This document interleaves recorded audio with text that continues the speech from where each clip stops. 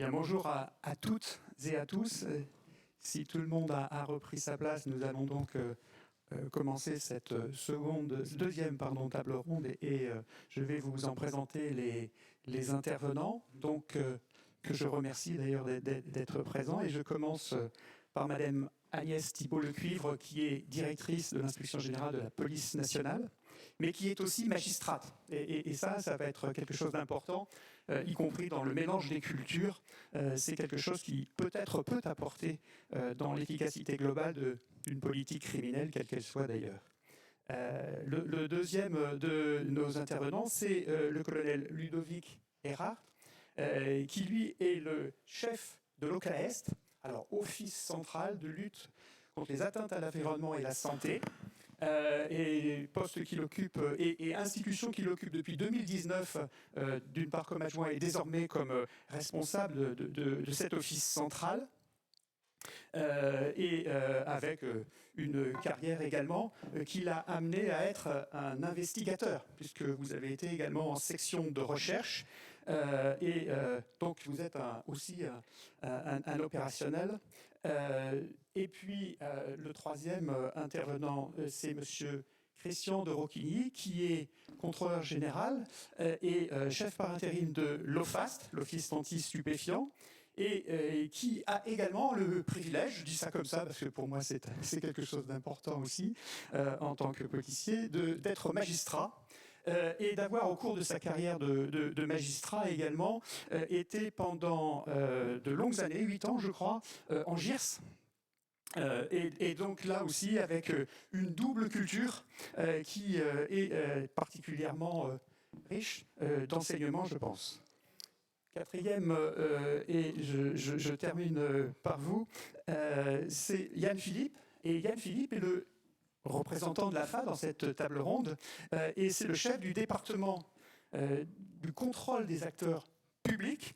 Et je vais donc commencer par l'interroger pour débuter cette table ronde, simplement en lui demandant de nous présenter son institution et ce qui s'est fait, avec un mot pour moi et pour revenir sur ce que j'ai entendu ce matin également, sur y compris les difficultés. Je veux dire, il est possible d'avoir été policier pendant 35 ans, et je joue aujourd'hui le rôle de Candide en présentant cette table ronde, sans avoir été confronté techniquement, pratiquement, y compris en tant que procédurier, au phénomène de corruption.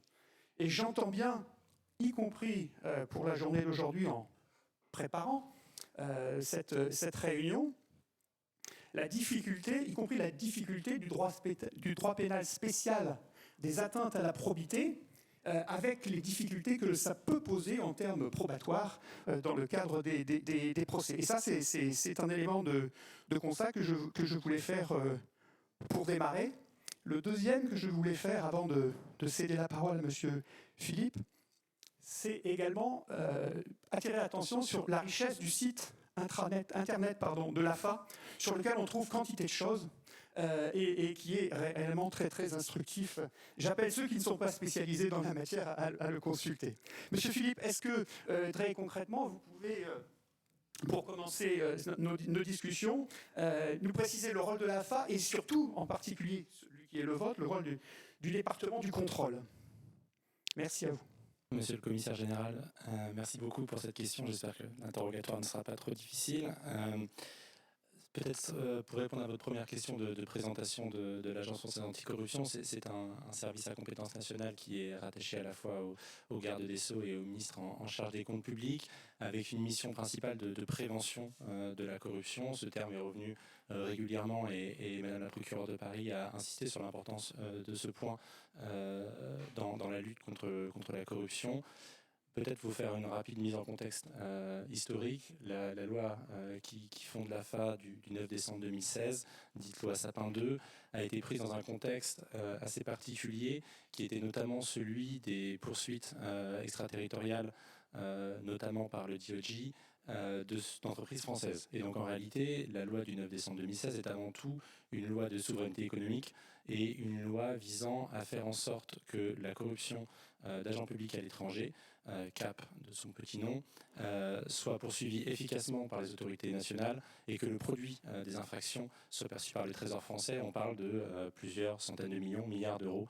Dans certains cas, les affaires emblématiques sont celles d'Alstom, Société Générale, Airbus par exemple. Pour Airbus, c'était 3,8 milliards d'euros le produit total de l'amende, entre guillemets, mise en place par les juridictions françaises, britanniques et américaines. Donc, fondation de l'agence sur ce principe-là et volonté par le législateur de mettre la France aux meilleurs standards internationaux sur ce sujet de la lutte contre la corruption et en particulier sur la corruption des agents publics à l'étranger. Mais je pense que les premiers propos l'ont assez montré. La corruption, c'est un jeu qui se joue à deux, avec également la corruption d'acteurs publics. Et le législateur avait parfaitement identifié ce point dans les propos de la loi Sapin 2, avec la volonté également de doter les acteurs publics français des meilleures pratiques en matière de prévention et de détection de la corruption. Aussi, pour répondre à votre question, la mission aujourd'hui de l'agence et en particulier du département dont j'ai la charge, c'est de faire progresser par le moyen de contrôle administratif qui ne sont que des contrôles administratifs. L'AFA n'est pas un service d'enquête et n'a pas vocation à l'être. L'AFA fait des contrôles administratifs à travers lesquels elle essaye de sensibiliser les administrations du pays, que ce soit les collectivités territoriales ou les administrations de l'État et leurs opérateurs, à l'importance de mettre en place des dispositifs de prévention et de détection de la corruption. Le choix qui a été fait par l'agence, c'est d'essayer d'avoir une approche en parallèle des acteurs économiques et des acteurs publics, aussi afin que ces acteurs puissent dialoguer les uns avec les autres, puisqu'il y a une réelle importance à ce que sur ces sujets de corruption, il y a un dialogue sur un même langage autour de ces sujets-là. Et très rapidement, et je laisserai des questions s'il y en a sur ce sujet-là, mais le dispositif français aujourd'hui est vu à l'international en termes de prévention de la corruption comme un des systèmes les plus avancés. Et je pense que dans le sujet qui nous anime aujourd'hui de la prévention de la corruption liée à la criminalité organisée, c'est un sujet sur lequel on peut capitaliser réellement. Et enfin, mais j'en parlerai dans un second temps, vous indiquez que sur ce sujet de prévention de la corruption liée à la criminalité organisée, l'AFA a travaillé sur 2 points principaux au cours de l'année 2024. Un travail autour d'un groupe de travail sur la criminalité organisée qui réunit un certain nombre d'administrations régaliennes, police nationale, gendarmerie, douane, justice, DGFiP également, autour notamment de la question des fichiers. On pourra y revenir puisqu'on a identifié que ce sujet de l'utilisation illicite ou à des fins de permettre la criminalité organisée, l'usage de ces fichiers était un sujet important. Et donc dans notre rôle de prévention, dans notre rôle de partage des bonnes pratiques, des scénarios de risque, nous essayons d'animer ce point-là. Deuxièmement, le 14 février dernier, les ministres, respectivement garde des Sceaux et ministre de l'économie et des finances, ont chargé l'AFA par une mission d'essayer de faire le point sur les risques de corruption sur les plateformes portuaires françaises. Et dans ce cadre, l'AFA, de manière globale, à travers à la fois son action de contrôle d'acteurs publics, mais également son action de contrôle d'acteurs économiques et une action à l'international assez importante pour identifier les meilleures pratiques internationales sur le sujet, a travaillé et a remis un rapport d'étape récemment aux 2 ministres afin que des mesures tant législatives mais principalement d'organisation soient prises pour essayer de mieux prévenir et détecter ces risques. Merci beaucoup, Monsieur Philippe, sur ces attributions. On pourra peut-être, dans le courant de nos échanges, également revenir sur l'éventuelle extension du champ d'application de l'article 17 de la loi Sapin 2, parce que c'est un sujet qui a été évoqué tout à l'heure, et peut-être que c'est un sujet sur lequel il faudra que l'on revienne, mais peut-être que les textes reviennent également un petit peu plus tard. Je cède la parole maintenant à M. Christian de Rocquigny, qui lui va nous parler dans son champ de compétences, encore une fois, l'Office français, l'Office de lutte contre les stupéfiants, de l'étendue du phénomène et nous placer un petit peu l'état des lieux et le contexte et se demander si avec le narcotrafic on a changé d'échelle et si on assiste réellement à un changement de paradigme.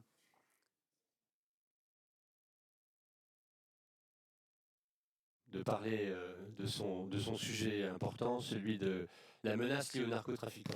Alors, je vais pas m'étendre sur cette menace-là, parce que je crois que tout le monde est bien conscient du sujet, de la gravité de la... J'essaie de mettre le slide, mais je ne sais pas si j'ai la main dessus. Normalement, oui. Vous savez, moi, dans le service, j'ai interdit l'usage du mot « normalement », parce que je n'aime pas du tout. Alors, tant pis, c'est pas si ça vient. Non, ça c'est pas... Excusez-moi.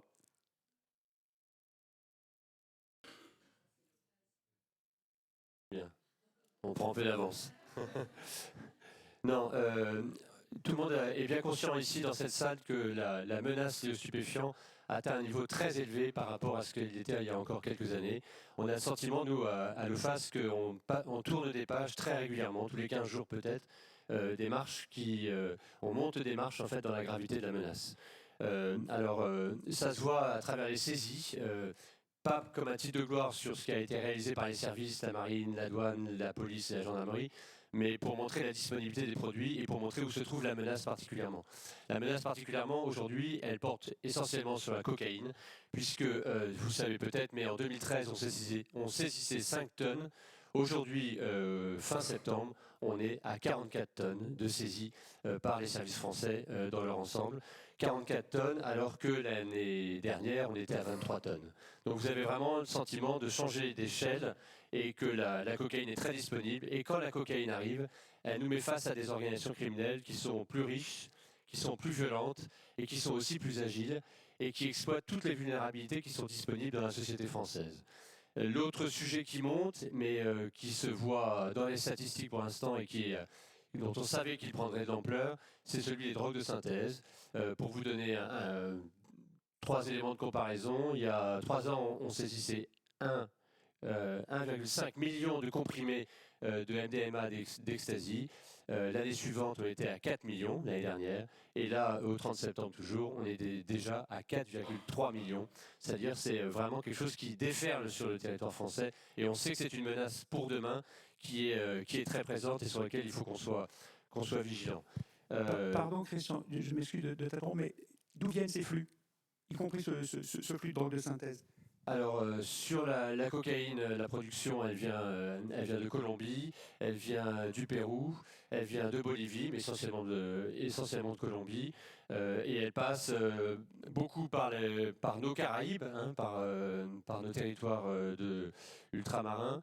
Elle part beaucoup du port de Guayaquil en Équateur pour arriver vers le nord de l'Europe à travers des flux légaux par des containers.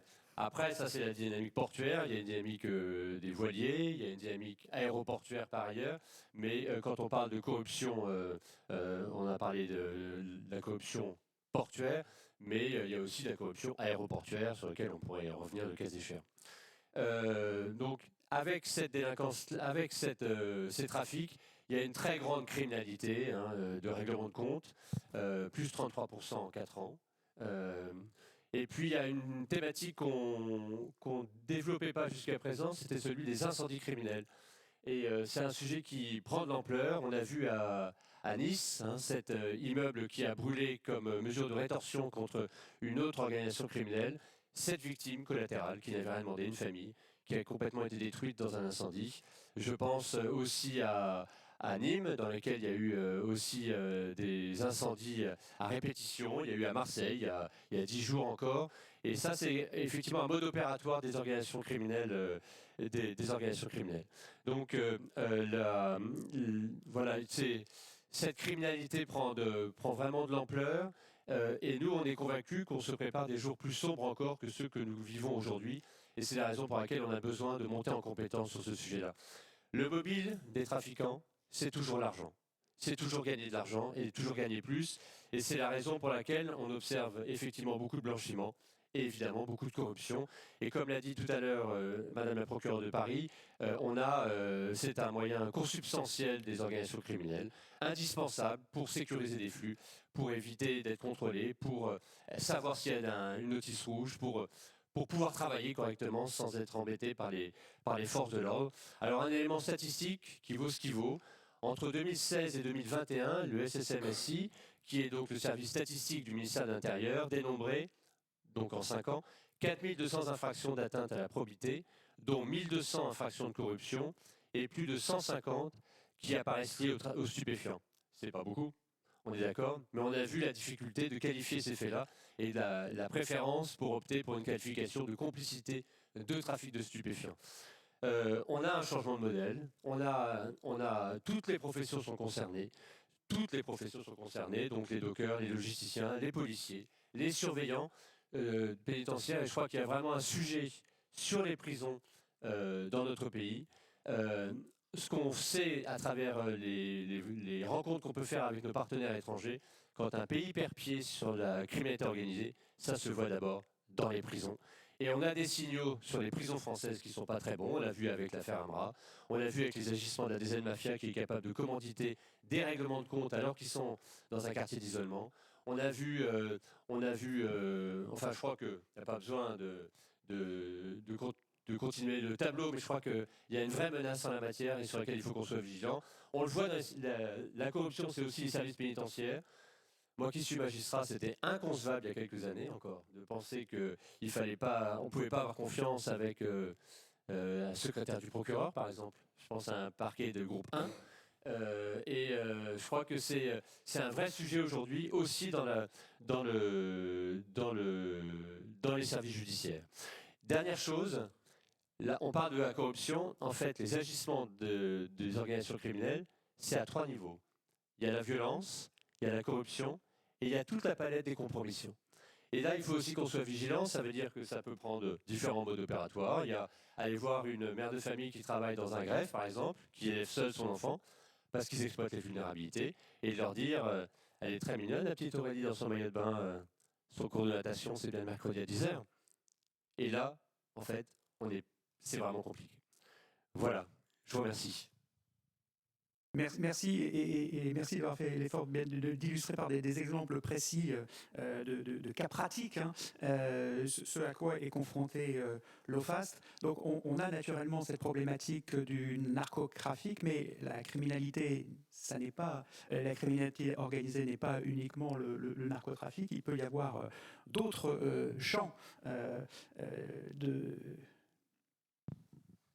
manœuvre pour la criminalité organisée et notamment peut-être, et c'est ce que vous allez le dire mon colonel, dans le champ des atteintes à l'environnement et peut-être de la santé, ce qui pourrait permettre aussi de lier également vos deux interventions, puisque la drogue est aussi, la toxicomanie est aussi un problème de santé publique.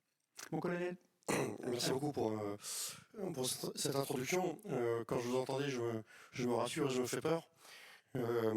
Alors je me rassure parce que Dieu merci, je ne suis pas confronté à une adversité aussi cruelle que la vôtre, avec de manière systémique le trafic de stupéfiants qui maintenant vient vraiment pénétrer toutes les strates. Mais je me fais peur en disant il ne faudrait pas qu'il leur vienne à l'idée de se mettre trop aux déchets. Le trafic de déchets comme moyen justement de blanchiment de leur activité criminelle. Et Dieu sait qu'ils ont une grande ingénierie criminelle et je ne serais pas surpris que dans quelques temps ils s'y mettent. Alors, comme vous le disiez, effectivement, dans le crime organisé, l'effort majeur, il est effectivement dans les stupéfiants. Enfin, faut pas se tromper. Mais il y a d'autres pans qui peuvent être à bas bruit, concernés par justement la corruption au sens large ou la compromission. Alors, je l'ai découvert à l'OCLES, mais je vais faire un petit rapide feedback. Vous parliez, monsieur le commissaire général, que j'avais un passé un peu d'enquêteur. Je l'ai découvert la première fois dans un ressort de province où un commissaire-priseur avait essayé de convaincre un procureur de la République qu'il fallait mener une action contre une corporation, qui était les éleveurs de bovins, qui faisaient des ventes à la chandelle de bovins, et que ça ne tombait pas sous le code des ventes volontaires, et que donc il fallait essayer de récupérer le marché comme ça. Bon, le procureur de la République, quand on lui a expliqué justement les tenants et les aboutissants, n'a pas vraiment apprécié la démarche de ce commissaire-priseur, mais j'ai découvert comme ça là, un peu la faconde d'une profession qui est capable de rentrer avec des enjeux financiers derrière. Le nerf de la guerre étant celui-là, parce que derrière un joli bœuf ou un joli taureau, il y a quelques dizaines de milliers d'euros à récupérer. La deuxième fois, et je me permets de le saluer, c'était à la DCPJ avec le commissaire général de Récolfi qui est présent, où j'ai touché du doigt, quand je dirigeais le service des biens culturels, la corruption à haut niveau, l'imbrication financière, économique, politique, nationale, transnationale, où l'objet d'art était un vecteur qui pouvait servir à plein de choses, et où on pouvait retrouver dans certaines galeries des enveloppes avec beaucoup d'argent et avec des noms dessus, qui laissaient un peu pantois, donc on pouvait retrouver parfois dans la presse. Et enfin, maintenant directement, à l'OCLAES, effectivement, dans les trafics qui touchent à l'environnement. Moi, la mère des batailles, c'est le trafic de déchets. Alors, il y a d'autres trafics dans le domaine de l'environnement. Je vous parlerai rapidement du trafic de bois, trafic d'espèces protégées, mais pourquoi le trafic de déchets? Mon activité, comme d'ailleurs à l'époque au bien culturel, contrairement à la lutte contre les stupéfiants, elle est dans la vie officielle.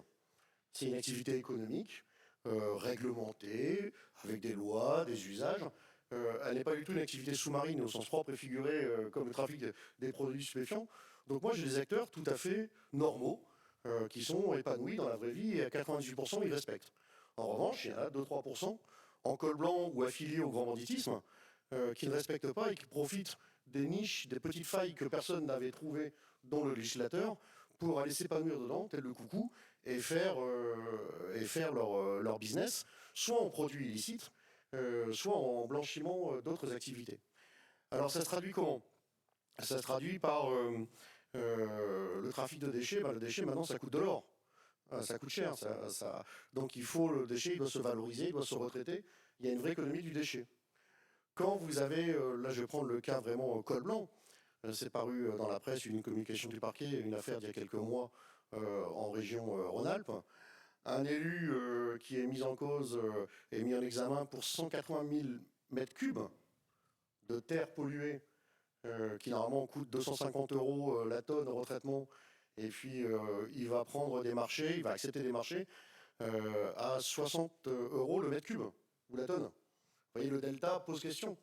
Normalement, toute personne, une ristourne commerciale de 5-7% s'entend. Là, c'est plus de la ristourne, c'est de la camaraderie. Et donc, ces terres, après, étant revendues, remises à d'autres endroits, on fait disparaître des vallons. Alors, il y a une atteinte à l'environnement qui est manifeste, mais ce n'est pas tant l'atteinte à l'environnement qui est importante. C'est le fait qu'on ait pu avoir des acteurs publics qui couvrent, qui facilitent des marchés comme ça et des entreprises, certaines à leur corps défendant, quoique avec le magistrat s'intéresse à la responsabilité des producteurs de déchets quand même, qui aient pu souscrire de tels marchés. Et donc il faut se poser la question, qu'y a-t-il derrière une telle ristourne? Il y a bien quelque chose. Ce sont des activités qui ont pignon sur rue, avec une façade tout à fait légale, toujours en trafic de déchets, menées par des représentants de grandes familles du banditisme, notamment d'Île-de-France, historique, trois frères historiques, et qui font, par exemple, dans la ferraille, mais après les 20-30% d'activités légales, en dessous, il y a beaucoup d'activités illégales, où on récupère de la ferraille volée, détournée, par d'autres groupes criminels, et puis ça va permettre d'aller faire du blanchiment, mais entre-temps, il va falloir corrompre un peu, compromettre un certain nombre d'acteurs pour que tout se passe bien. Tout se passe bien, on peut se poser des questions. Nous, c'est un de nos axes de réflexion, de certain nombre de services administratifs, quand ils contrôlent ou quand ils ne contrôlent pas. Quand ils contrôlent ou ils ne contrôlent pas. Des fois, ça me laisse un peu pantois de voir où c'est pas si grave que ça. Où c'est juste des petites infractions, alors que ça aurait pu largement faire un article 40 au parquet référent. Voilà. Le trafic de déchets étant très concerné par les marchés publics est un vrai gisement pour les délinquants et les malfaisants. Et donc en face, la nature humaine étant ce qu'elle est, il y a des gens qui succombent pour couvrir, aménager, ouvrir des portes. Et là, ça passe très en deçà des lignes du radar. Je pense dans la deuxième partie, on parlera de propositions ou de solutions, parce qu'en France, on n'a pas trop l'habitude, on fait du déclaratif, on regarde, c'est pas si grave que ça, c'est du déchet. Enfin, bref, on se donne plein de bonnes raisons de ne pas y accorder trop d'attention et encore moins de ne pas le signaler aux autorités administratives et encore moins aux autorités judiciaires. Et puis ça, c'est la corruption nationale, mais ce trafic de déchets, il est international. Le CLAESP a mené avec d'autres services des enquêtes de grande envergure avec des pays frontaliers comme la Belgique, comme l'Espagne. J'aborderai tout à l'heure un de ces dignes représentants étant présent dans la salle, le rôle d'Europol qui est très fort pour nous. En général, Gérald Lecoux qui est présent, c'est très fort au sens criminalité organisée. Europol, c'est notre organe de lutte contre la criminalité organisée au niveau européen et même plus loin. Voilà pour cette partie déchets. Et puis après, on peut parler du trafic de bois. Alors le trafic de bois, la corruption, elle n'est peut-être pas spécialement en France, mais elle est peut-être dans des pays fragiles, en Afrique, en Amérique du Sud, où on retrouve, tiens c'est marrant, d'autres sujets de drogue, sur le trafic de bois, de grandes déforestations en Asie, où là, à un moment donné, il y a des acteurs qui peuvent être des acteurs français ou par rebond, qui obtiennent des autorisations pour des cargaisons de bois qui sont entièrement illicites. Ce sont des vrais sujets de préoccupation et qu'on retrouve dans des regroupements qui sont un peu contre nature, politico-militaires, économiques, enfin tout ce que ces pays peuvent faire de sombre. Voilà, donc le domaine de l'environnement est un domaine de vulnérabilité parce qu'il est dans l'économie réelle, parce qu'il est beaucoup moins surveillé que les grandes activités délictuelles, hein, comme l'OFAS, et parce que le risque est surtout bien moindre. Bien moindre. Il y a eu une affaire menée il y a quelques années dans le sud-est de la France, à Marseille, qui traitait des déchets, l'affaire Guérini. Avec du recul, j'en parlais avec l'officier qui a mené cette affaire, avec du recul, il y a énormément de corruption, mais il aurait repris entièrement la partie déchets pour matérialiser complètement l'infraction et le pacte corruptif qui va ensuite y aboutir. Voilà. Et puis, pour la santé, c'est beaucoup moins présent, la santé, mais on peut s'interroger sur le trafic de médicaments, sur certaines professions vous parlez de compromission, petite compromission qui ferment un peu les yeux suite à des pressions, ou des autorités qui ne regardent pas tant que ça, de médicaments, de prescriptions et autres, qui pris à grande échelle viennent clairement plomber l'assurance maladie, les finances publiques et font défaut obligatoirement à la société. Merci beaucoup, mon colonel, pour ce panorama. On va continuer avec un autre acteur et à 2 reprises, ou peut-être même 3 reprises, Madame la procureure de la République tout à l'heure disait qu'il est nécessaire de regarder dans sa cour de récréation et donc on va regarder aussi dans la cour de récréation des forces de l'ordre en interrogeant Madame la directrice de l'inspection générale de la police nationale sur le phénomène et savoir dans quelle mesure l'IGPN est-elle confrontée au phénomène de corruption. Alors, de manière générale, peut-être, mais surtout en lien avec la criminalité organisée. Et je pense peut-être à des petits sujets là, qui apparaissent au travers, le cas échéant, les interventions précédentes, qui est le sujet du signalement et de la façon dont les faits remontent à la connaissance de l'institution et là d'une administration. Merci. Merci à vous. Merci beaucoup à l'Agence française anticorruption pour l'organisation de ce colloque et pour l'invitation. Particulièrement heureuse d'être ici, d'autant plus que la directrice de l'AFA, Isabelle Jégouzot, aussi magistrate, nous avait fait l'honneur d'intervenir au colloque de l'inspection générale de la police nationale il y a à peu près 1 an, où nous avions notamment interrogé déjà cette question de la corruption et des atteintes à la probité. Vous aviez alors dressé un constat précis, exhaustif, non pas anxiogène, mais me semble-t-il réaliste, tant cette question de la lutte contre les atteintes à la probité nous oblige tous. La corruption fait partie intégrante de la criminalité organisée, vous l'avez dit, Madame le procureur, tu l'as dit, Christian. Elle fait partie intégrante de la criminalité organisée pour sécuriser et développer les trafics, pour faire prospérer des gains financiers, pour manipuler des flux de marchandises, falsifier des documents, éviter les contrôles, obtenir des informations et j'en passe.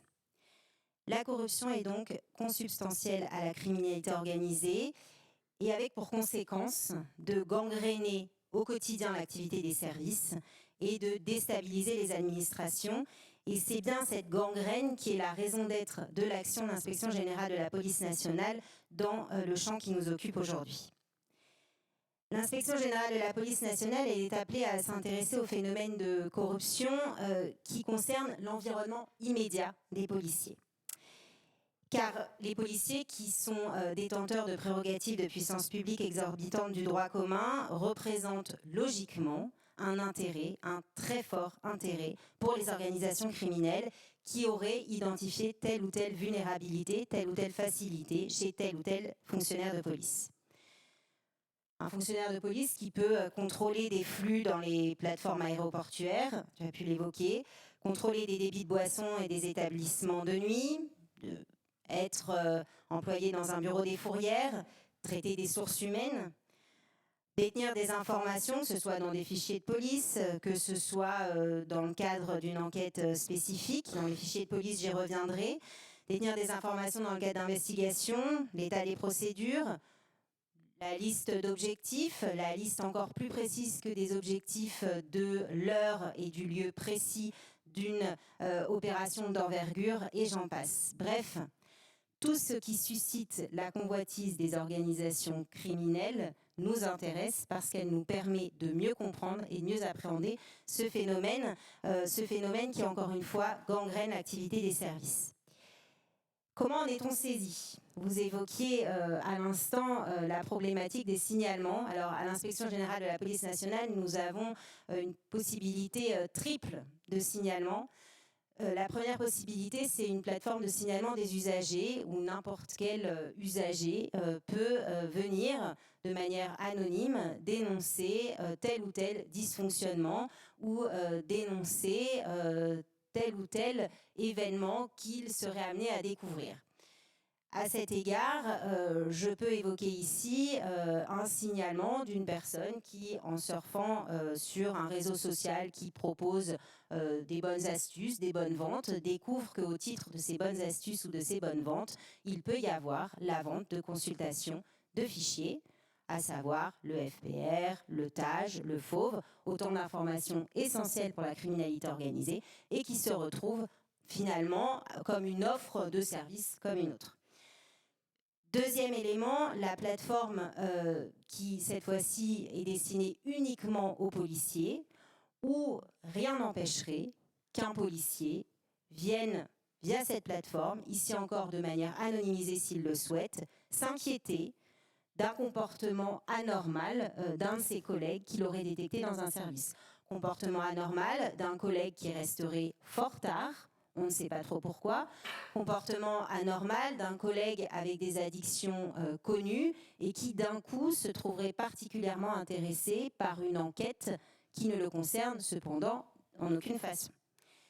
Troisième signalement possible, qui est récent et qui est la mise en œuvre de la législation très récente de mise en œuvre de la directive européenne sur les lanceurs d'alerte, une possibilité de venir en tant que lanceur d'alerte, ici encore selon un processus extrêmement protecteur pour celui qui viendrait dénoncer des phénomènes de corruption qu'il aurait pu détecter.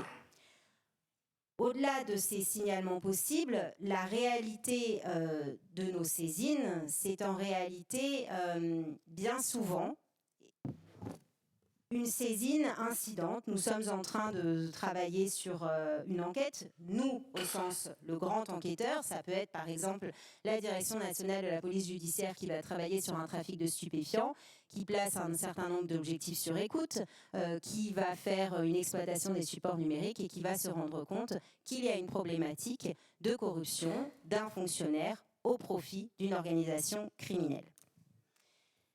Qu'est-ce que ça recouvre ? on parle de corruption, mais la corruption au sens strict du code pénal, corruption active, corruption passive, vous le savez tous ici parfaitement, est particulièrement difficile à démontrer. Donc en réalité, on a également des problématiques de trafic d'influence, de prise illégale d'intérêt, de favoritisme, mais encore de vol de scellé par exemple, de faux en écriture publique, de violation du secret professionnel ou encore de détournement de la finalité d'un fichier. Alors, quel nom mettre derrière ce phénomène? Ça peut paraître une question anodine, mais qui ne l'est pas tant que ça, puisque ce matin, le sénateur Durin pouvait dire que la corruption de basse intensité, qui est un terme qui peut être employé, était un terme maladroit et déplaisant. Vous-même, Madame le procureur, vous abondiez dans ce sens en considérant que cette sémantique devait être écartée. Alors, évidemment que je ne vais absolument pas contester ces deux points de vue éminents, mais du point de vue de l'Inspection générale de la police nationale, si on regarde objectivement les choses à travers nos enquêtes, que ce soit des enquêtes administratives prédisciplinaires ou des enquêtes judiciaires, quel est le constat? Le constat, c'est que ça met en jeu des contreparties de faible importance, que ce phénomène, eh bien, c'est un phénomène au quotidien, qui se font dans le flux de l'activité habituelle des policiers, à bas bruit, auquel on ne prend pas d'attention d'ailleurs, et ce qui rend le phénomène d'autant plus pernicieux. Dès la fin de l'année 2021, la Direction centrale de la police judiciaire, à l'époque, parlait de ce phénomène de corruption de basse intensité. Et vous me permettrez aujourd'hui encore, en novembre 2024, de considérer que ce phénomène de corruption de basse intensité, bien loin de minimiser le phénomène, vient au contraire mettre un mot sur ce que nous constatons dans nos enquêtes, à savoir cette corruption à bas bruit, où vous avez un policier qui très souvent n'est pas au contact même, bien évidemment, de l'organisation criminelle, qui ne sait pas pour qui, in fine, il va vendre une fiche pour une somme modique de 50 à 100 €. Et c'est bien de la corruption de basse intensité dans le sens où elle vient participer à des trafics extrêmement importants, mais avec une activité, encore une fois, à bas bruit pour le fonctionnaire de police qui vient peu ou prou améliorer son ordinaire. In fine, ce que nous considérons, et cette expression n'est pas mienne, mais celle de mon sous-directeur des enquêtes, la corruption de basse intensité peut être, à nos yeux, un oxymore pour éveiller les consciences. Éveiller les consciences, c'est ce que nous tentons de faire depuis plus de 2 ans et demi en matière de consultation illégale de fichiers. Ça a été évoqué ce matin, on va y revenir tout à l'heure sur la problématique de détection. Et c'est éveiller les consciences parce que on a ce constat que cette consultation illégale de fichiers, je passe évidemment les consultations illégales pour vérifier la bonne probité de tel ou tel babysitter, c'est évidemment pas ce dont on parle aujourd'hui, mais ces consultations illégales de fichiers, ça peut être quoi? Ça peut être pour remettre de manière licite un véhicule dans le circuit, avec une vraie grosse problématique et qui devient, j'ose le terme, finalement un contentieux de masse avec certains garagistes qui ont ce besoin et d'avoir accès au système d'immatriculation des véhicules. Ça peut être, et on revient là à la criminalité organisée, savoir si un individu est recherché, savoir si un individu fait l'objet d'une notice rouge d'Interpol, savoir encore quelles sont les mentions d'utage sur, et vous l'avez évoqué Madame le procureur, tel ou tel ennemi finalement d'un autre trafic de stupéfiants. Et pour éveiller les consciences, je souhaiterais terminer mon propos finalement par un enregistrement qui est issu d'une enquête qui a donné lieu il y a peu de temps à un procès devant le tribunal correctionnel, où on voit à quel point, à bas bruit, sans faire de bruit, et bien sur le net, on trouve des organisations criminelles qui expliquent la façon dont on peut obtenir des informations issues des fichiers de police. Des fichiers centralisés de tous les services assermentés de l'État, gendarmerie, douane, police. police, procureur et ainsi de suite. Il y a plusieurs logiciels, dont le TAJ, traitement des antécédents judiciaires, qui comprend votre palmarès, vos anciennes gardes à vue, vos anciennes affaires et tout ce qui s'ensuit, ainsi que votre photo, votre nom, prénom, date de naissance, profession, le nom de vos parents. Ensuite, le fichier FPR, c'est le fichier des personnes recherchées. Il y a 18 sous-catégories dans ce fichier, dont les fichiers S, les signalements de pédophilie, etc. Les personnes recherchées avec un mandat d'arrêt national et international. Donc vous, ce qui vous intéresse, c'est le fichier FPR. Donc ce fichier-là, pour les personnes qui ont un doute sur un mandat d'arrêt, parce qu'ils se sont échappés dans un autre pays, ils aimeraient bien revenir en France, très simple, on peut le consulter. S'il apparaît un résultat, c'est que vous êtes recherché soit dans l'espace Schengen ou national, donc celui de la France. S'il apparaît aucun résultat, vous pouvez revenir en France les yeux fermés. C'est un fichier centralisé, donc que ce soit la douane, la gendarmerie ou la police, vous pouvez revenir les yeux fermés. Pour les enquêtes préliminaires, n'ayez pas de doute sur l'efficacité des services de police. N'ayez pas aucun doute là-dessus. Ils ont bien centralisé ce fichier-là, donc s'il apparaît aucun résultat, vous dites « Ah, je vends plusieurs centaines de kilos par mois, je m'as passé mon fichier, j'ai un doute, t'essaies pas de me baiser, peut-être je m'as pris mes sous, sors-moi une preuve. » Alors ce qu'on fait, quand il apparaît aucun résultat sur les enquêtes préliminaires ou dans le fichier, déjà on prend une photo de la recherche, et après on vous prend une photo du TAJ, vos antécédents judiciaires, c'est-à-dire votre palmarès. Donc je peux pas deviner le nom de votre mère, de votre père, faire un montage Photoshop avec vos anciennes affaires, avec l'heure exacte, l'endroit exact. Donc pour toutes les personnes qui avaient un doute là-dessus, je peux pas mieux vous éclairer sur le sujet.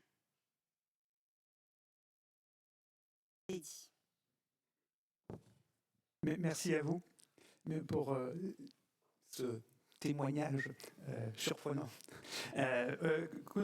Avant que nous ne continuions, je vous fais part d'une interrogation, mais qui s'adresse peut-être à tout le monde également, c'est l'éventuelle méconnaissance du signalement de l'article 40, qui est peut-être qui existe et de longue date, mais qui est peut-être fort mal connu d'un grand nombre de notre personnel de l'administration, de nos élus, etc.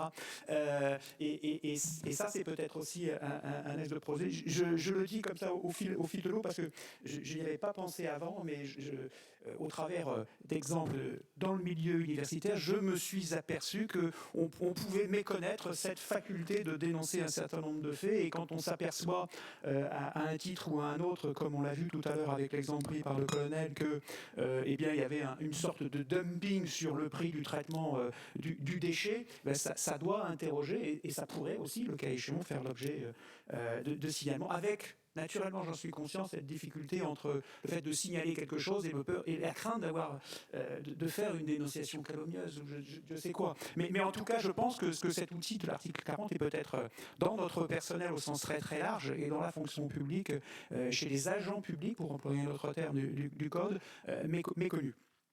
Alors, on va essayer de rentrer peut-être un peu plus dans le détail de l'action, à nouveau sur ces différents territoires de la corruption, et revenir sur l'analyse que fait l'agence française, l'agence antifraude, sur le poids de la criminalité, et les atouts, les faiblesses de notre réponse, et les chantiers qui sont en cours pour lutter contre les phénomènes de corruption, puisque on a bien compris que corruption est un mot un peu valise, mais qui recouvrait beaucoup de possibles.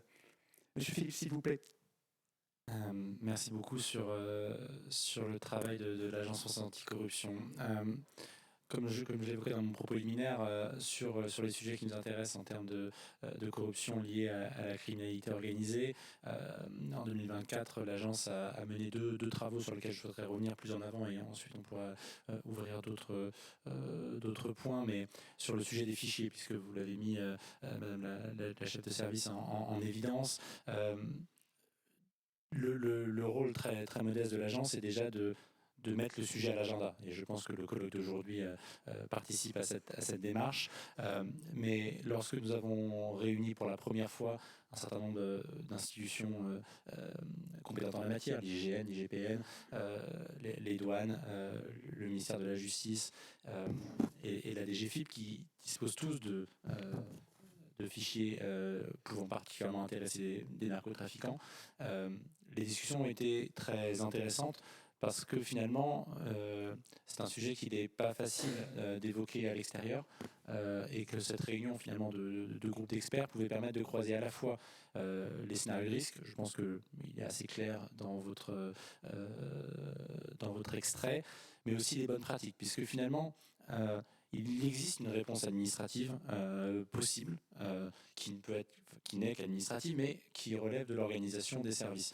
Et les échanges qu'il y a pu avoir dans ce groupe de travail, c'était finalement comment, au regard de ce risque qui est évident, au regard de la valeur des informations qui existent dans ces fichiers, je pense qu'on ne souhaite pas revenir à un monde d'avant dans lequel on n'avait pas ces fichiers qui sont quand même fort pratiques pour l'enquête. Donc c'est pas ça le sujet, c'est maintenant que les fichiers existent, comment on les utilise au mieux tout en prévenant les risques mis en évidence par l'extrait. Eh bien, dans les échanges qu'il y a pu avoir, des solutions autour du contrôle finalement qui a été évoqué par, je crois, monsieur le sénateur, mise en place côté gendarmerie, mais aussi côté police nationale, et peut-être vous pourrez en parler plus en avant, ont été mis en place. Côté direction générale des finances publiques, il y a aussi notamment des travaux autour de l'étanchéité, de l'accès aux données, la protection d'un certain nombre de consultations de fiches particulièrement à risque. On n'a pas envie très concrètement que n'importe quel agent de la DGFiP puisse consulter la situation fiscale et patrimoniale du président de la République ou d'un membre du gouvernement. Donc ça, c'est des sujets qui ont été vus depuis longtemps par la DGFiP, et peut-être que côté police, ça peut être des sources d'inspiration pour des cibles particulières. Et de manière plus générale, je pense qu'il y a un travail réel que l'agence va essayer de mener aussi de son côté autour de la sensibilisation des personnels et la responsabilisation des échelons hiérarchiques sur un minimum de contrôle à apporter autour de l'accès à ces fichiers. Voilà, donc c'est des dispositifs de maîtrise des risques sur ces fichiers qui rejoignent finalement d'autres dispositifs de maîtrise des risques sur ces mêmes fichiers. Si on pense à ce que fait la CNIL en termes d'accès aux données personnelles, si on pense à ce que fait l'ANSSI sur la protection cyber, finalement, c'est des sujets de traçabilité des accès, ce sont des sujets de vérification des habilitations des personnes qui sont susceptibles de consulter ces fichiers, etc., etc. Quand on a des stagiaires, quand on a des vacataires, Madame la procureure de Paris l'évoquait, quelle est la politique finalement de l'établissement du service d'enquête sur l'accès à ce type de documents? Ce sont des sujets sur lesquels on peut probablement travailler. Ensuite, l'agence a également travaillé en 2024 sur commande des ministres sur les plateformes portuaires, puisque dans les échanges que nous avons depuis ce matin autour du trafic de stupéfiants, une des portes d'entrée principales des stupéfiants en France depuis l'Amérique latine, ce sont évidemment nos plateformes portuaires, même s'il en existe bien d'autres. Vous l'avez évoqué, monsieur de Ruquigny, autour de tout simplement de la plaisance, puisque un plaisancier ne va pas aller au port du Havre. Tout simplement autour des aéroports, mais aussi à travers d'autres mécanismes. Sur le travail qu'a réalisé l'Agence anticorruption sur les plateformes portuaires. Nous avons essayé d'utiliser les modestes moyens dont nous disposons, à savoir le contrôle administratif tant d'acteurs économiques que d'acteurs publics, et ça s'est révélé particulièrement pertinent en l'espèce, puisque les plateformes portuaires, notamment depuis une réforme portuaire en 2008, sont des espaces en réalité largement concédé au secteur économique, au sens où on pourrait penser qu'on a un grand port maritime, un établissement public qui gère finalement son espace portuaire et qui est maître chez lui. Ce n'est que partiellement le cas en réalité, puisqu'aujourd'hui, tous les bords à quai, là où sont déchargés les containers, sont en fait des espaces complètement concédés à des sociétés privées qui sont des filiales d'acteurs économiques, souvent importants, souvent des armateurs. Et en réalité, la propriété des risques de corruption, donc très concrètement, on parle des sociétés qui emploient les dockers, et donc les risques liés autour de la manutention des containers, puisque M. De Ruchini l'évoquait, l'importation de cocaïne en France se fait principalement, à date d'aujourd'hui, mais le FAS pourra le préciser, à travers la pollution de conteneurs tout à fait légaux, où on vient apporter des meubles pour un entrepôt quelque part en France.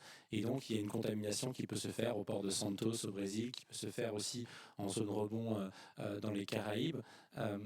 Et le sujet, donc à la fois, il y a de la corruption forcément de fonctionnaires, de douaniers, du côté international ou peut-être éventuellement du côté des Antilles, c'est un sujet sur lequel on travaille, mais également côté métropolitain pour permettre finalement la sortie de la drogue, de la cocaïne du container. Et donc le travail que nous avons essayé de réaliser, c'est d'essayer tout simplement de sensibiliser l'ensemble des acteurs à la nécessité de mettre en place des mécanismes de prévention de la corruption. Les premiers constats que nous avons pu faire, c'est que ce sujet-là, notamment à travers la grande diversité des acteurs qui peuvent intervenir sur un port, n'est pas du tout pris en compte, n'est pas du tout abordé. Moi, je garde un souvenir cuisant, je choisis le mot, des premiers échanges que nous avons pu avoir avec un certain nombre de hauts responsables dans les grands ports maritimes, où les gens ne comprenaient pas pourquoi l'Agence française anticorruption venait sur ces sujets-là. Ils disaient, mais je ne comprends pas, pourquoi est-ce que vous ne venez pas sur la prise d'intérêt ou sur les marchés publics, là on aurait compris. Mais là, vraiment, la corruption liée au trafic de stupéfiants, on ne comprend pas. Et donc c'est aussi un des rôles de l'agence que de dessiller les yeux et dans les contrôles, je sais que les équipes me l'ont monté à multiples reprises, les yeux se sont dessillés aussi à travers des agents qui, à travers les questions des inspecteurs de l'agence, prenaient conscience que oui, en fait, quand il y a des missions de sécurité de l'installation portuaire, de l'espace portuaire qui sont assurés par des agents du grand port maritime ou des agents pour lesquels ils passent des marchés publics, oui, il y a un sujet de corruption, oui, il faut le prendre en compte. Évidemment que ces personnes-là sont des cibles d'intérêt pour les narcotrafiquants. Oui, tous les dispositifs d'octroi de badges et de titres d'accès sont des sujets à risque et sont des sujets sur lesquels le mot de corruption doit être placé. On préfère des fois utiliser le terme de compromission qui permet d'inclure aussi le sujet de la menace dans le risque, mais ces sujets doivent être pris en compte. Pareil sur les sujets de vidéosurveillance, etc. etc. Donc, voilà à un mot très rapide, peut-être les constats que nous avons pu faire. Et au-delà de ces constats, nous essayons de porter des propositions qui peuvent être de plusieurs natures, tant législatives qu'organisationnelles, mais peut-être sur le point particulier des ports, rentrer un poil dans la technique administrative, et je m'en excuse par avance. Ce qui existe aujourd'hui, les mécanismes de prévention des risques qui existent aujourd'hui dans les espaces portuaires sont largement hérités d'un code qu'on appelle ISPS et qui vient en réalité directement du risque terroriste et qui vient après 2001, après le World Trade Center. Les États-Unis ont pris le leadership sur ce point-là et ont dit qu'il faut sécuriser désormais de manière massive les infrastructures aéroportuaires et portuaires vis-à-vis de ce risque, notamment terrorisme, mais aussi de diffusion d'un certain nombre d'armes. Et donc, il existe depuis fort longtemps, depuis cette date, en France et à l'international, un cadre normatif qui permet de prévenir notamment l'intrusion dans les plateformes les plus exposées, donc les plateformes de dépotage des conteneurs. Mais en fait, sur ce cadre normatif, il n'y a aucune prise en compte des risques humains. Vous êtes sur de la prise en compte de comment est-ce que je peux découper la barrière, le grillage, pardon, et comment est-ce que je peux passer la barrière, comment est-ce que je peux passer au-dessus, comment est-ce que je peux éventuellement utiliser des drones, etc. Donc on a un traitement relativement efficace du risque technique, mais très peu ou aucun traitement des risques humains. Et finalement, des fois, plutôt que de découper ou de monter au-dessus d'une barrière de 5-6 mètres avec du barbelé au-dessus, le plus simple, c'est peut-être de passer par la barrière en grande pompe avec un badge qui va bien. Surtout quand il s'agit de sortir un conteneur ou quelques centaines de kilos de cocaïne. Et donc, en réalité, la première proposition de l'agence, et ce sur quoi nous travaillons aujourd'hui avec le gouvernement, c'est vraiment cette prise en compte de ce risque humain et de ce risque de corruption dans ce qu'on appelle la sûreté portuaire. C'est un premier point, je pense, important. Ensuite, il y a un certain nombre d'acteurs particulièrement à risque. Dans les risques qu'on évoquait, ça rejoint le sujet des fichiers.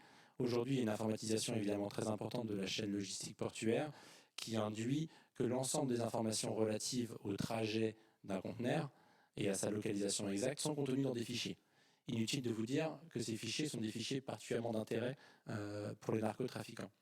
Et ce que l'on a pu constater, mais je crois que l'OFAST a des constats encore bien plus précis en la matière, c'est que ces informations ne restent pas cantonnées au niveau auquel elles devraient, et que largement les narcotrafiquants, par différents moyens, notamment de corruption, tant de l'intérieur que de l'extérieur, peuvent avoir accès à ces informations. Et là aussi, et ça fait partie des démarches qui sont lancées par l'agence et suivies côté gouvernement, et on a des demandes d'aller être plus exigeant vis-à-vis des sociétés qui gèrent ces fichiers, parce qu'il y a des risques réels et que ça fait partie, je pense, de la réponse que peut apporter l'État sur ce point-là. Enfin, vous interrogez sur le sujet du signalement, et je pense que c'est un point particulièrement intéressant. Aujourd'hui, nous, ce qu'on voit côté corruption, c'est que la mise en évidence du phénomène corruptif, elle est déjà extrêmement complexe, et que le faire sans signal faible, sans information, sans renseignement, c'est quasiment impossible. Et donc, le sujet que vous leviez, qui est le sujet du signalement au titre de l'article 40 du Code de procédure pénale, j'élargirai au sujet de l'alerte et du renseignement de manière générale. Puisque finalement, l'article 40 n'est qu'un outil parmi d'autres. Aujourd'hui, la loi Wasserman de 2022 a été évoquée. Il existe des dispositifs d'alerte interne, il existe des dispositifs d'alerte externe. Vous pouvez signaler de la corruption auprès de l'Agence française anticorruption, je vous invite à le faire. Mais au-delà de cela, le sujet de la communication au des administrations sur l'existence même de dispositifs de signalement, je pense qu'on pourrait faire un sondage sur la connaissance par les fonctionnaires de dispositifs d'alerte interne et de signalement. Je pense que le résultat serait très faible. Et donc l'agence, avec son tout petit niveau, participe aussi lors de ses contrôles à la communication autour de ces sujets-là et à l'importance de ce signalement. Après, pour le sujet des plateformes portuaires, c'est encore un autre problème, mais on est aussi sur des milieux qui sont particulièrement fermés, où les gens se connaissent, et évidemment, les sujets de la protection des personnes qui sont, même si le signalement est anonyme, la possibilité de remonter à son auteur est quand même réelle, et les risques que prennent les gens qui font des signalements est quand même réel. Et donc, c'est aussi pour cela que nous, sur le travail qu'on a fait sur les plateformes portuaires, on s'est inspiré de ce qu'ont fait les Belges, avec un système de signalement qui est nationalisé, sur lequel il y a une large communication, ça s'appelle Portwatch, vous pouvez la regarder. C'est comment finalement l'État communique sur le fait que tout citoyen, on vise volontairement large, peut faire un signalement, peut donner de l'information sur quelque chose qu'il a vu qui lui paraît pas logique. Et ce type de dispositif qui permet aussi de sortir un peu du contexte local nous paraît aller dans le bon sens. Et je vais rester là à ce stade.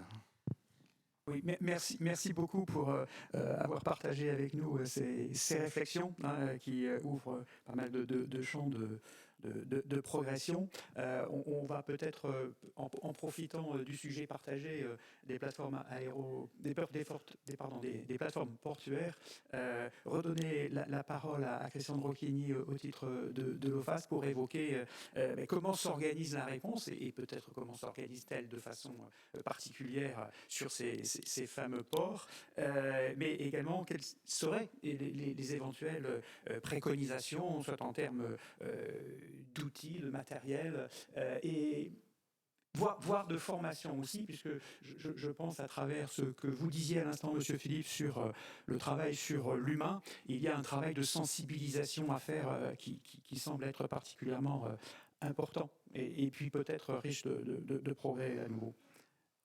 Christian ? Il me semble que le premier sujet, c'est changer de regard.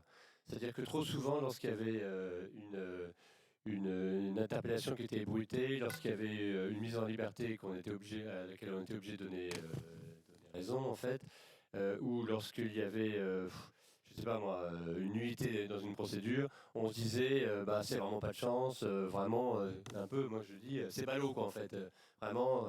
Et en fait, il faut changer ce regard-là parce que c'est pas possible. On peut pas, dans la société, en 2024 aujourd'hui, quand on sait que la corruption prend une telle ampleur, se dire, bah, c'est vraiment ballot, c'est pas de chance, on fera mieux la prochaine fois. Et je crois que c'est important, mais on le voit, hein, je veux dire, on voit des dossiers dans lesquels il y a des évasions judiciaires, c'est comme ça qu'on appelle ça, où les mandats de dépôt tombent les uns après les autres, grâce à des procédés de la défense pour faire tomber les mandats de dépôt. On voit des avocats qui posent des questions à l'audience pour, j'ai un exemple à Bordeaux en particulier, où ils disent « je veux voir les scellés », et ils savaient très bien que les scellés avaient été détruits, et comment cette information-là est diffusée. Et je crois que c'est vraiment important de changer de regard, et lorsqu'il y a une nullité ou quelque chose qui... il faut rentrer dans une culture un peu de rétexte, de refaire le film et de se dire pourquoi il y a eu ça, et est-ce qu'il y a une compromission? Peut-être qu'il n'y en aura pas. Probablement qu'il n'y en aura pas, mais parfois il y en aura. Et je crois que c'est important d'ouvrir les yeux de cette façon-là. Deuxième chose, c'est que il est évident qu'il faut qu'on axe bien plus, nous, Office anti-stupéfiants, nos investigations sur le financier. Et travailler avec d'autres services, je pense à l'OCRGDF ou d'autres, sur ce sujet-là. Je laisserai tout à l'heure, je pense que Magali Kaya, qui interviendra, qui est la sous-directrice en charge de la lutte contre la criminalité financière, évoquer peut-être ce sujet-là. Mais ce qui est important, c'est qu'on oriente le renseignement sur la corruption, que nos capteurs en fait soient orientés pour recueillir du renseignement sur ce qui permet de sécuriser les flux de drogue.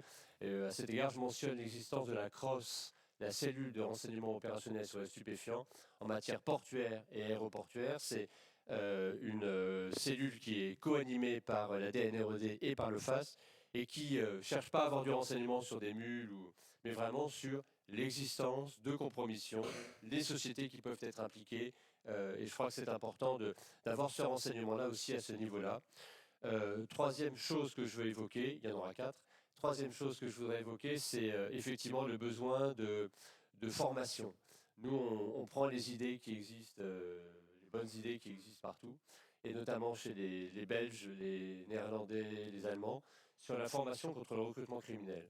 Et je crois que c'est important d'aller au-devant des dockers, des logisticiens et autres pour leur dire « Attention, vous pensez donner ça, une fois que vous avez le doigt dans l'engrenage, c'est complètement terminé. » Et on a des exemples. Hein. On a l'exemple d'un docker qui avait été assassiné, on est en 2021, je crois, et sur son téléphone, après son exécution, il avait été mis en examen pour complicité de trafic, incarcéré, remis en liberté, et sur son téléphone, après son assassinat, on trouvait des SMS qui disaient « On sait où tu habites, on va te retrouver, pourquoi tu ne réponds pas ?» Et finalement, il est enlevé, puis assassiné le lendemain. Donc je crois qu'il y a besoin de former sur le risque, sur les modes opératoires des organisations criminelles quand elles recrutent, sur les vulnérabilités. Et je crois que ça fait partie de notre responsabilité. On a parlé des plateformes de signalement et je crois que c'est important d'avoir des plateformes pour faire remonter l'information. Parce que parfois, il y a aussi des gens qui n'arrivent pas en fait à se dégager de cette emprise. Hein. On sait ça, c'est qu'avant, les dockers, ils étaient très fiers d'être dockers. Ils avaient un pare-soleil avec marqué Docker du Havre, ils avaient des autocollants sur leur bagnole. C'est fini ça, c'est fini, c'est qu'ils sont tout à fait conscients de ce risque-là d'être approchés par une organisation criminelle. Je crois que c'est donc un sujet important. En tant que chef de service, le sujet pour nous, c'est d'être vigilant sur les vulnérabilités de nos collaborateurs,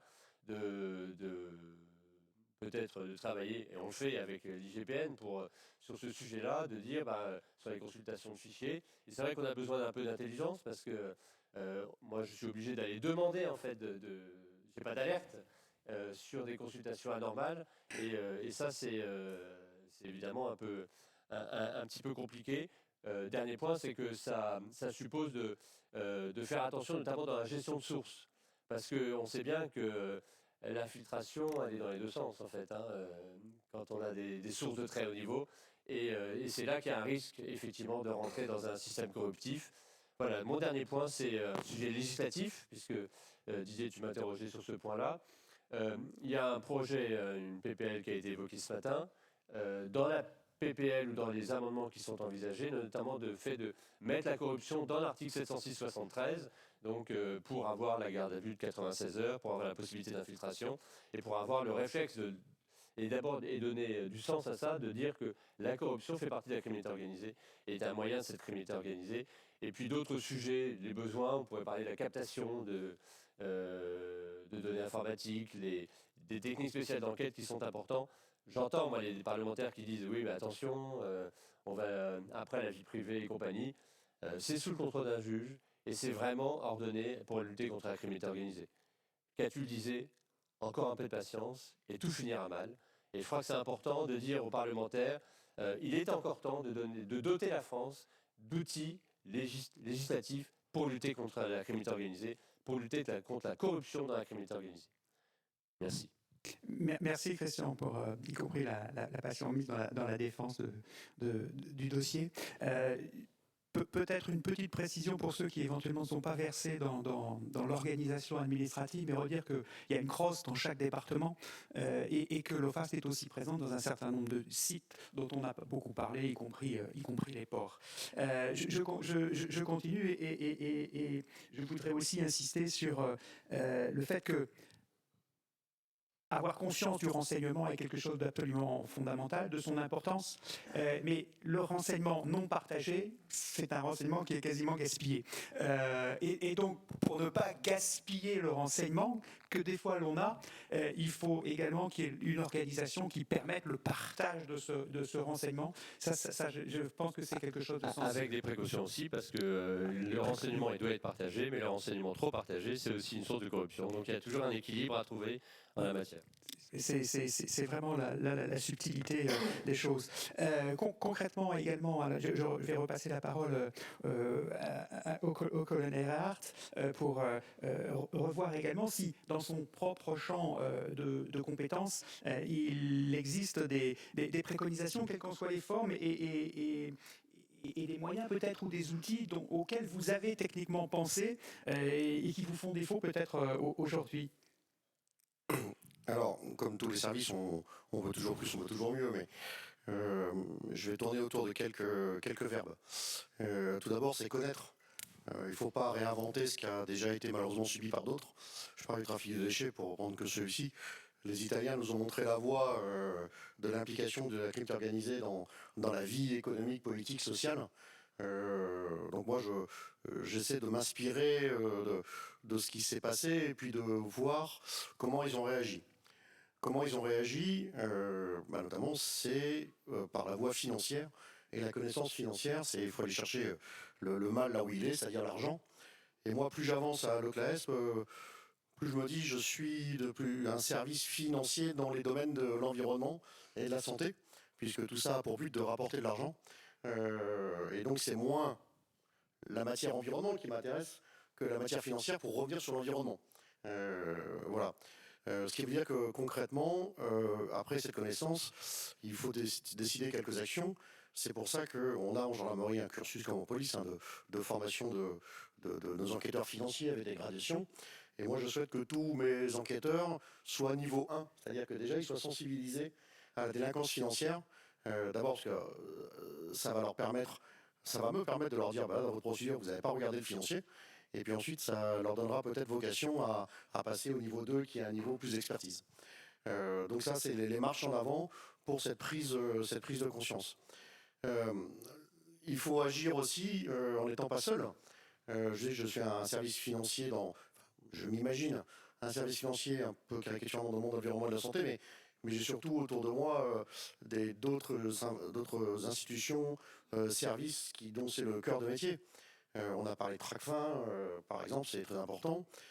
D'échanges avec l'AFA, évidemment, c'est le jour de ne pas l'oublier. Et je crois qu'il faut encore aller plus avant. Hein. C'était des sujets il y a quelques mois.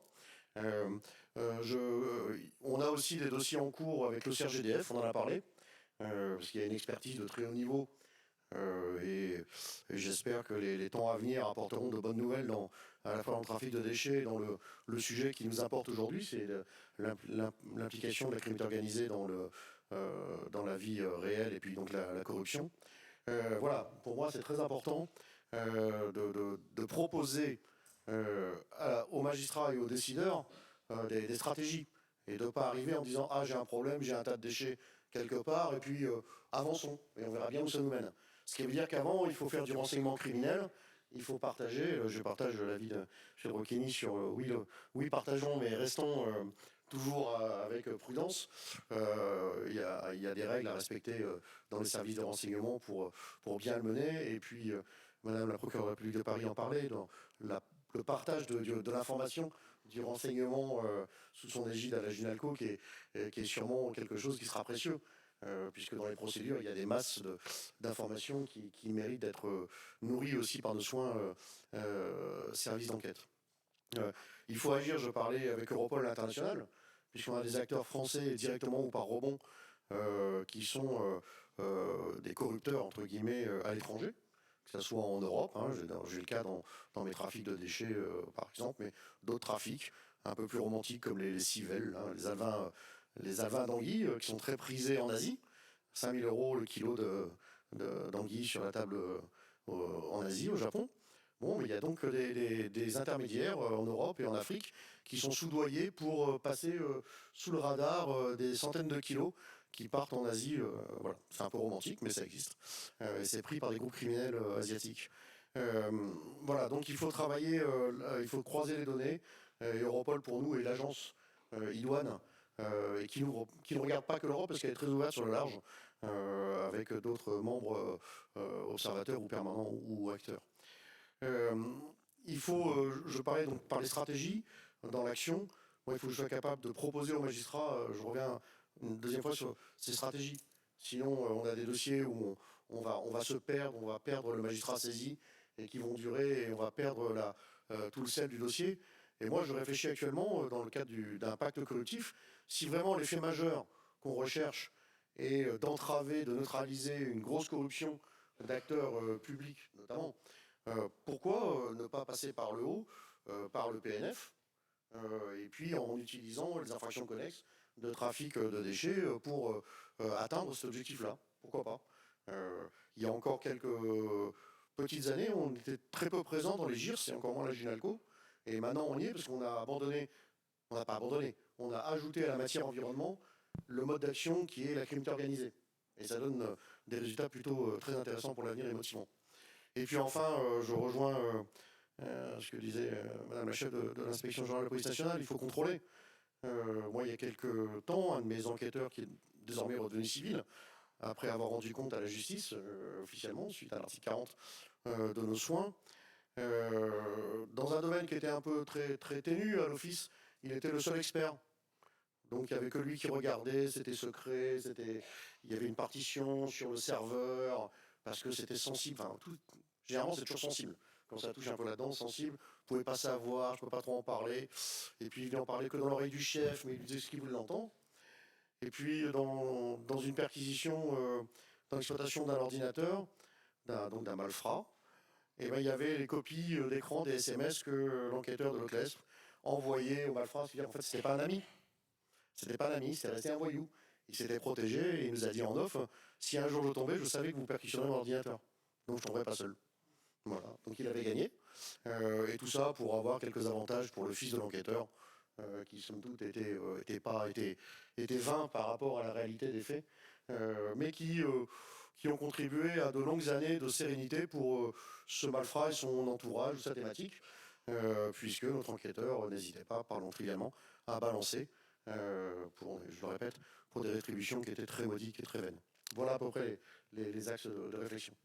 Merci bien, mon colonel. Alors, on va clore un sujet qui ne peut pas être clos aussi simplement que ça, mais redonner la parole pour terminer à Madame la directrice de l'IGPN pour lui demander si, de son point de vue, avec la double qualité de l'IGPN de travailler sur l'administratif et le judiciaire, si l'appareil juridique au sens large, administratif ou judiciaire, est adapté, voire peut-être comment pourrait-il être amélioré?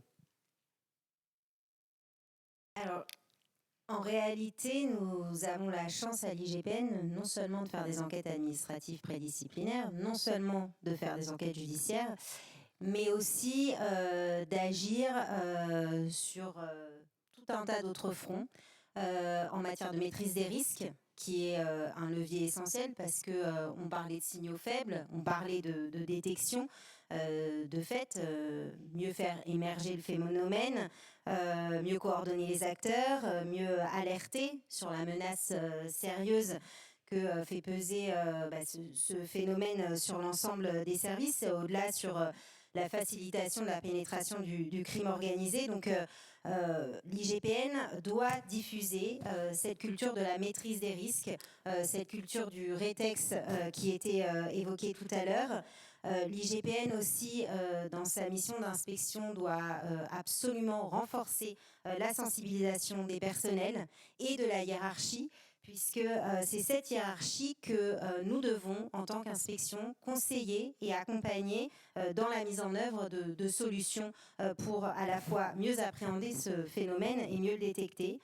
On doit également agir pour permettre que dans le cadre d'une cartographie des risques, ce soit plus un risque diffus, mais qu'on mette bien un mot sur ce que ça recouvre, avec la nécessité que le risque d'atteinte à la probité soit in extenso intégré à l'ensemble des cartographies des risques de toutes les directions d'emploi de la police nationale. Plusieurs fronts, je vous disais, c'est aussi le front du Conseil en tant que référent déontologue de la police nationale, puisque je suis référent déontologue de la police nationale en tant que directrice de l'IGPN. Et à ce titre, je me dois d'éclairer les risques de conflits d'intérêts que peuvent engendrer tel ou tel cumul d'activités. Un autre front encore qui est celui du Conseil des directions sur les questions en lien avec la probité, en particulier sur un sujet qui a pu être abordé ce matin, celui des cadeaux et des dons, celui sur des cumuls d'activités sollicités de manière de plus en plus forte par un certain nombre de policiers. C'est enfin un front essentiel en termes de formation. On n'en a pas beaucoup parlé, mais la formation initiale, la formation continue pour absolument tous les grades, tous les corps, des policiers adjoints aux commissaires de police, formation initiale, formation continue. On pourrait évoquer la formation en particulier sur le sujet des traitants de source, avec des traitants de source qui sont confrontés à la criminalité organisée, qui peut-être doivent avoir une formation encore plus renforcée aujourd'hui. Cette formation, c'est aussi expliquer aux policiers adjoints, des policiers adjoints où on peut parfois s'interroger sur les raisons qui les font rentrer au sein de la police nationale, ce que recouvre la problématique des atteintes à la probité. On a un arsenal qui, me semble-t-il, est complet. Je ne reviendrai pas sur ce qu'a parfaitement indiqué Christian Drocchini. Il y a un écueil, et nous en parlons depuis longtemps, sous l'égide de l'Agence française anticorruption, c'est celui d'une meilleure détection des consultations anormales de fichiers. Alors, on pourrait croire à une solution miracle en se disant que l'intelligence artificielle va nous permettre en un trait de temps de résoudre le problème. J'aimerais y croire, mais penser que la seule implémentation d'un logiciel sur tel ou tel fichier nous permettrait de découvrir ces consultations illégales, je pense que c'est un peu court. Raison pour laquelle, en lien avec l'OFAST, en lien avec le service de transformation numérique de la police nationale, en lien avec la direction nationale de la police judiciaire sur la problématique technique finalement de ce qu'on peut faire sur les fichiers, en lien aussi avec la direction de la sécurité routière qui gère le fichier d'immatriculation des véhicules. On essaye de travailler dans deux champs. Le premier, c'est comment dresser un profil du policier qui serait amené à faire ces consultations illégales. Et ensuite, comment la technologie peut nous aider, une fois ce portrait dressé, à mieux, de manière automatique et systématisée, les détecter. Dans l'attente, pour des raisons évidentes de confidentialité, je ne pourrais absolument pas le développer, mais même si ça peut paraître manuel et chronophage et complexe, on travaille avec l'OFAST, pour le moment sans intelligence artificielle, mais pour vraiment essayer de s'améliorer sur cette détection des consultations illégales de fichiers, tant nous pensons collectivement que c'est aujourd'hui un vecteur absolument essentiel des acteurs de cette corruption de basse intensité que j'évoquais tout à l'heure. Et le deuxième front, donc, c'est bien celui à terme, dans un monde idéal, aussi bien pour le FPR, pour le TAJ, pour le SIV, pour le FOVES, de parvenir à cet algorithme. Vous indiquiez tout à l'heure les bonnes sources d'inspiration, notamment de la DGFiP, et je remercie vraiment, une fois de plus, l'Agence française anticorruption, qui met autour de la table, finalement, toutes ces expériences et toutes ces volontés de parvenir à mieux détecter ce phénomène. Merci beaucoup, Madame la Directrice. On va passer à la séquence de questions avec la salle pour respecter le timing. Y a-t-il dans la salle des questions? Utilisez votre micro de table. Merci. Bonjour, je suis Alice Chéry, je suis magistrat détachée auprès des douanes. J'avais une question spécifique sur le traitement des sources humaines. Qu'on parle d'aviseurs ou d'informateurs, j'aurais voulu savoir deux choses. Est-ce que du point de vue de l'IGPN, c'est un domaine particulièrement sensible dans lequel vous enregistrez plus d'affaires de corruption que dans le reste des activités des services? Et une deuxième question qui est plus large, qui concerne la proposition de loi pour sortir la France du piège du narcotrafic. Il est une disposition qui prévoit d'une part un statut des informateurs et par ailleurs de plus associer les magistrats au travers d'un dossier distinct, d'une convention, etc.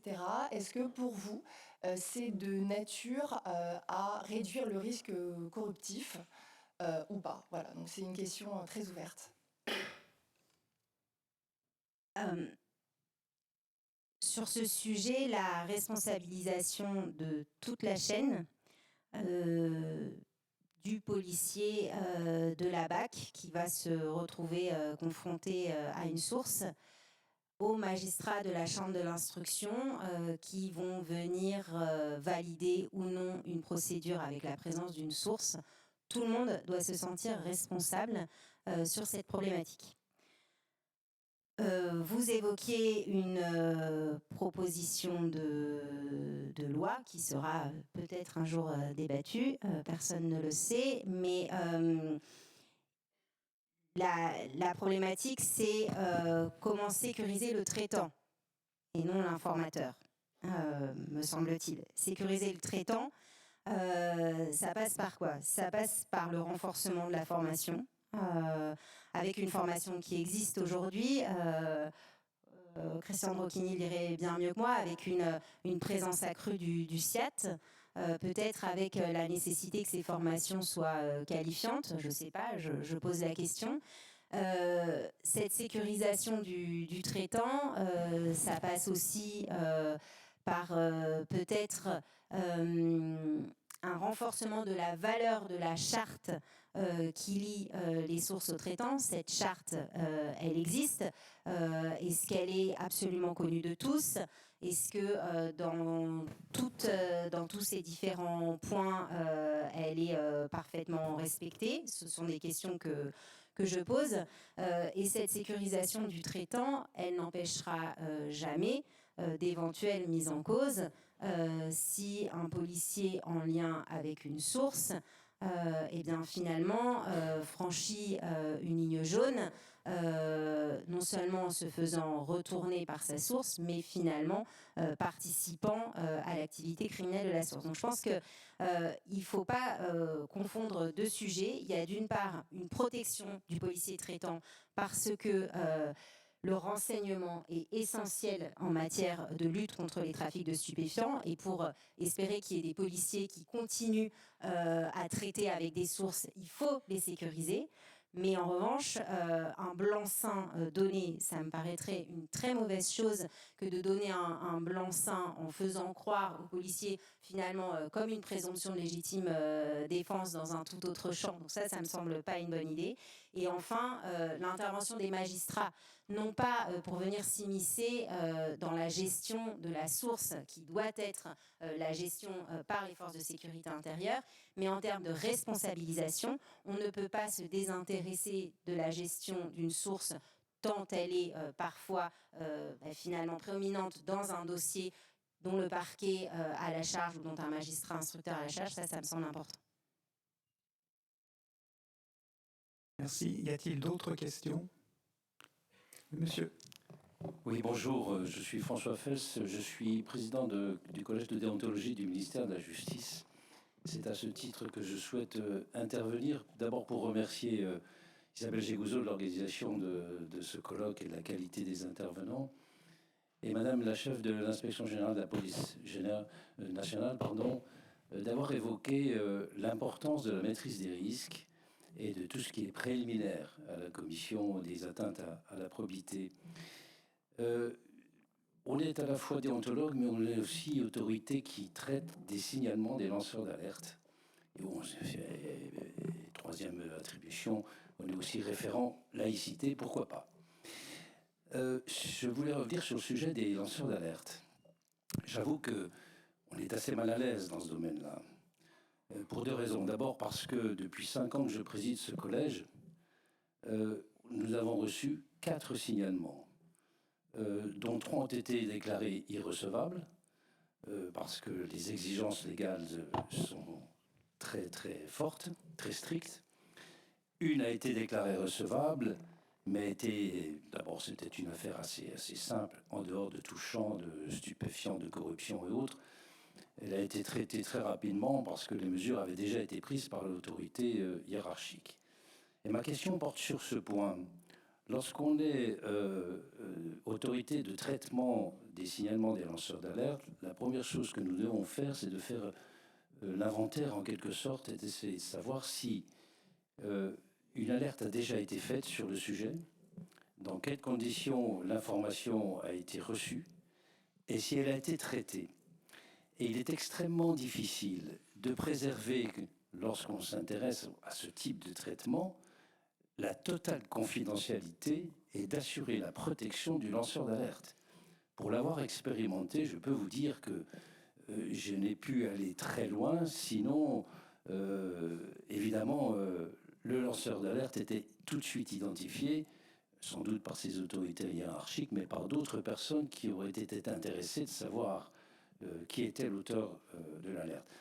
Alors la DGAFP a émis une circulaire importante il n'y a pas très longtemps, je crois que c'est du mois de juillet, sur la combinaison entre l'article 40 et les signalements, les alertes internes ou externes. Je ne suis pas sûr, vu la technicité de la matière, que ça va améliorer les choses, mais on peut largement s'inquiéter du faible taux de signalement. Je ne sais pas si mes collègues qui sont également autorités de traitement des lanceurs d'alerte sont souvent saisis, mais je pense que là, il y a une réflexion approfondie à avoir pour mettre les gens un peu plus à l'aise, à la fois ceux qui doivent faire les alertes, qui méritent de le faire, et ceux qui les reçoivent. Merci de votre regard et de cette analyse. Est-ce que ça appelle un retour de votre part? Monsieur Philippe. Merci beaucoup pour la parole donnée. Peut-être vous indiquer, donc, pour que ce soit parfaitement clair pour tout le monde, puisqu'il y a une réforme de l'alerte de manière générale qui est en fait une transposition d'une directive européenne dite loi Wasserman en 2022, avec la logique qui était que pardon, auparavant, il y avait une alerte interne, c'est-à-dire soit au sein de l'administration, soit au sein de l'entreprise, qui était obligatoire avant la saisine et la réalisation d'une alerte dite externe, c'est-à-dire soit auprès de la presse ou auprès d'une autorité externe. La loi de 2022, la transposition de la directive européenne, a mis fin à ce point-là. Le sujet que vous portez, monsieur le référentologue, est un sujet en fait d'articulation, puisque dans le décret d'application de cette dite loi Wasserman sont identifiés un certain nombre d'acteurs qui sont susceptibles de recevoir des signalements. Donc vous avez en fait plusieurs étages à cette fusée. Vous avez le premier étage de la fusée qui est le dispositif d'alerte interne que vous animez par exemple au sein du ministère de la Justice. Là je reprends ma casquette de contrôleur dispositif anticorruption AFA sur les acteurs publics. C'est un sujet qu'on est amené à regarder régulièrement, puisqu'on regarde dans tel opérateur de l'État, dans telle collectivité territoriale, comment existe ce dispositif d'alerte interne, comment il est animé et est-ce qu'il fonctionne. Le constat que vous portez n'est pas un constat isolé. Globalement, les dispositifs d'alerte interne qui existent dans les administrations, qu'elles soient collectivités territoriales ou opérateurs de l'État ou administration centrale, ce sont des dispositifs qui sont faiblement activés pour la plupart d'entre eux. Les raisons qu'on y voit côté AFA, c'est peut-être une insuffisante communication autour de ces dispositifs, une insuffisante identification. Alors on a des propositions techniques qui sont l'élaboration et la diffusion d'un code de conduite, une sensibilisation de l'ensemble des agents sur la base de ce code de conduite avec la mise en exergue de ce dispositif d'alerte interne. Mais au-delà de cela, la question que vous posez qui est particulièrement intéressante, c'est de dire, une fois que j'ai reçu une alerte interne, fût-elle intéressante, quelles sont mes capacités à la traiter sans mettre en porte-à-faux la personne qui a fait le signalement. Déjà, il y a deux types de signalements qui peuvent être assez distincts. Si vous avez un signalement complètement anonyme, a priori, vous êtes en capacité d'aller attaquer le sujet, même si il ne faut pas se voiler la face. Même dans un signalement anonyme, il est possible que finalement, l'enquête interne qui est diligentée mette en évidence la qualité de la personne qui fait le signalement. Et ensuite, il y a la personne qui s'est identifiée nommément. Je pense que pour les personnes qui sont identifiées nommément, il y a un dialogue à avoir entre l'auteur du signalement et l'autorité qui le reçoit. À titre d'exemple, côté Agence française anticorruption, pour le deuxième étage de la fusée, sur les signalements relatifs à la corruption, nous sommes autorité externe des signalements désignés par le décret. Et dans ce cadre-là, on reçoit, je ne connais pas par cœur les chiffres, mais environ 400 signalements par an. C'est une masse qui commence à être un minimum importante. Et dans ces signalements, vous avez vraiment de tout. Il y a des signalements qui sont anonymes, des signalements qui ne le sont pas, des signalements qui sont de qualité, qui sont intéressants, beaucoup qui ne le sont pas. Voilà, les collègues qui sont en charge de ce traitement de renseignements côté AFA ont ce dialogue, ont cet échange avec les auteurs d'alerte. Et in fine, il y a souvent un rapproché qui se fait avec l'autorité administrative compétente pour aller porter l'information, pour aller faire du renseignement et surtout pour aller demander l'ouverture d'une enquête administrative avec l'idée d'avoir une sorte de pression externe. Et sinon, évidemment, le cas échéant, un signalement au procureur de la République si les faits sont susceptibles d'être qualifiés. Je ne sais pas si j'ai répondu à la question. Merci, Monsieur Philippe. Est-ce que l'on prend une dernière question? Y a-t-il une dernière question dans la salle? Non, eh bien écoutez, comme ça nous respecterons le timing. Je voudrais, s'il vous plaît, en notre nom à tous, remercier les intervenants de la table ronde. Merci.